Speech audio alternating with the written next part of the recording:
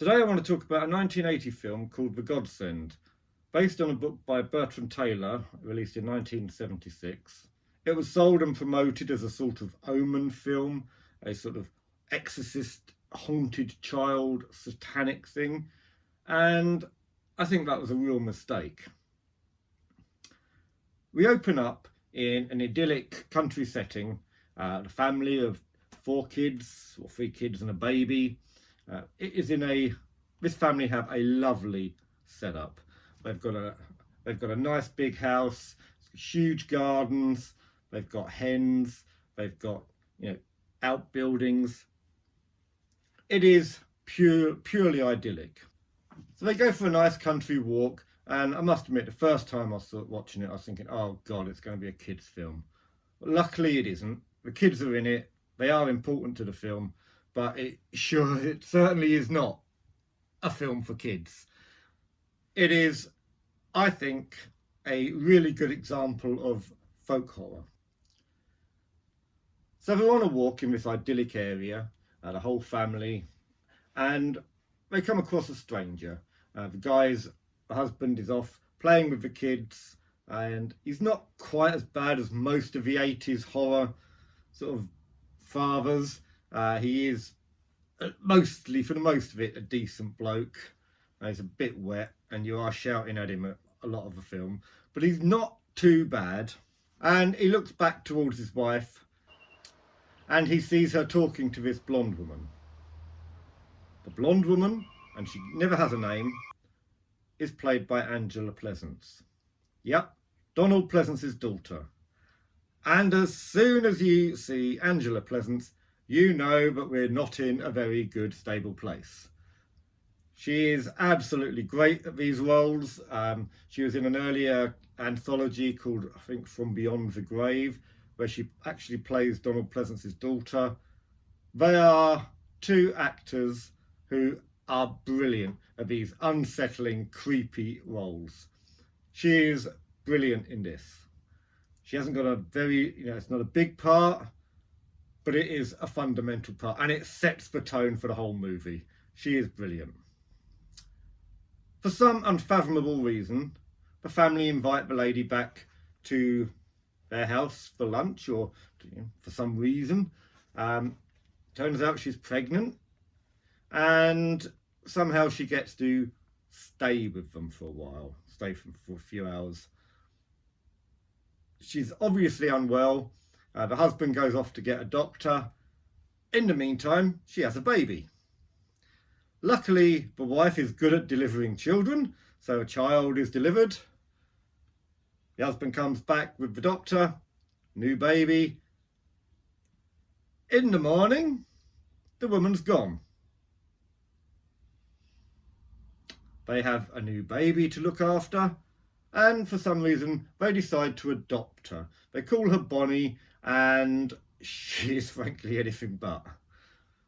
Now, it's got great scenery throughout the earlier half of the movie. The first half of the movie is in this idyllic setting, and it's filmed in Swanage in Dorset, a lot of it, which is beautiful countryside, and it's a really powerful way it's filmed. There's one scene that's set among ruins in a field,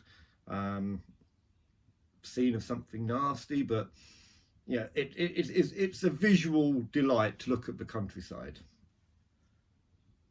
But with Bonnie around, things aren't idyllic all the time. Now, there is one thing that is a bit gnashing about this, and it is the way that the things that happen to this family, social services should be all over them. The police should be over them. It's like the only person who seems to think there's something a bit odd is an anonymous guy on a telephone.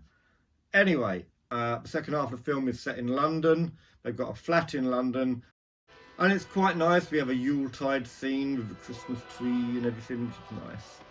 Okay.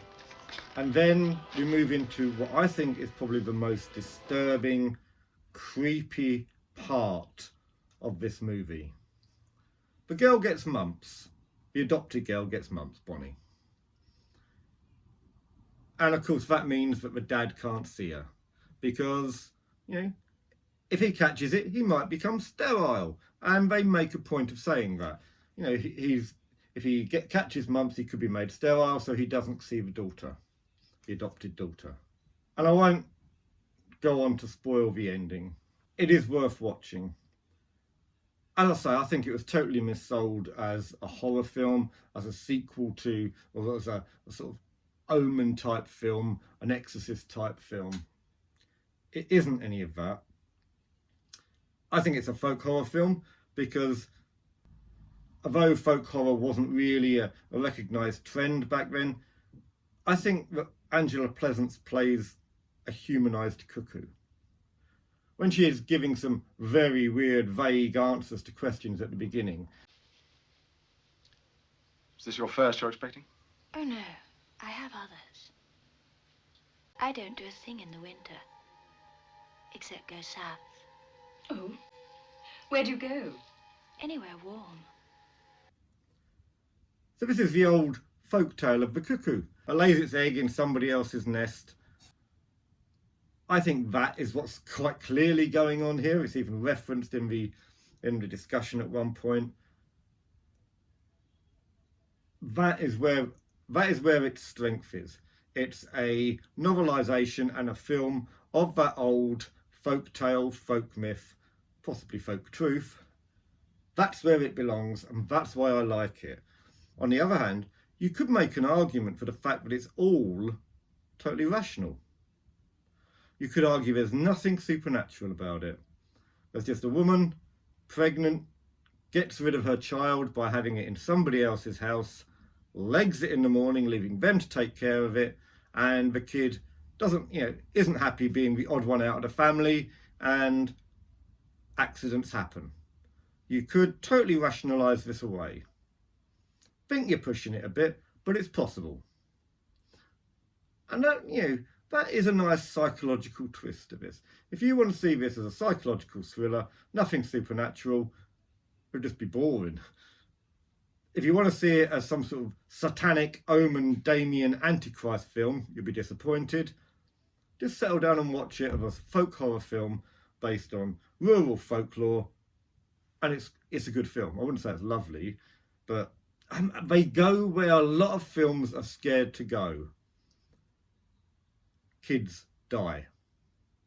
So many films shy away from that. This one doesn't. And for that reason, it's quite interesting. Back in 1980, it wasn't really up until about 2016, 2017 that you really started to see kids dying in movies a lot. So it's quite groundbreaking for that reason. There is a cameo at one point by their neighbour in the flat in London. I can't work out who it is. Is it Nora Batty? If you can see this film and work out who plays that cameo, let me know, because it's bugging me a bit. I think it's Nora Batty, but help me out here. Help me out. So that's the Godsend. Worth revisiting if you've seen it ages ago and didn't think much of it.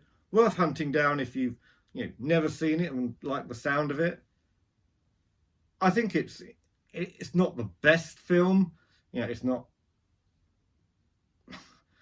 a great breakthrough, but it's something to watch of an evening. It's not too demanding. It's creepy, it's eerie. You can probably see what's going to happen, but it's still an enjoyable hour and a half. So if you're interested, give it a look. Until next time, take care, and don't invite strange women in that you find when you're going for a walk. It's not going to go well.